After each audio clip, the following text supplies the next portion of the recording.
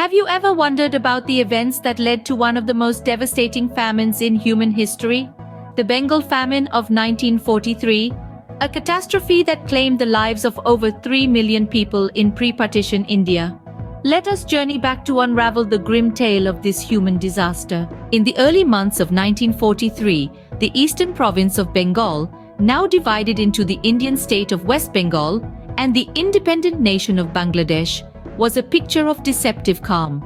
Life seemed ordinary, but beneath the surface, a catastrophe was brewing. By March, the rumblings of an impending crisis could no longer be ignored.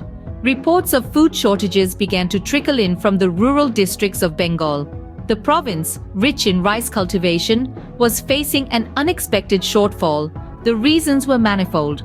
A cyclone and subsequent fungal disease in October 1942 had ravaged crops, the war had disrupted supply chains, and a policy of rice denial by the British authorities to prevent its fall into Japanese hands had further compounded the problem. As we moved into April and May, the famine began to bare its teeth. Food prices skyrocketed, and the rural poor were the first to feel the bite. The cities were not spared either. Calcutta, the then capital of British India, was awash with people fleeing the famine-stricken countryside, adding to the strain on the city's resources. By mid-1943, the famine had reached its peak. Millions were starving, and the death toll was mounting. Despite the severity of the crisis, the response was slow and inadequate. The British colonial government was preoccupied with the war effort, and despite pleas for assistance, little was done to alleviate the suffering.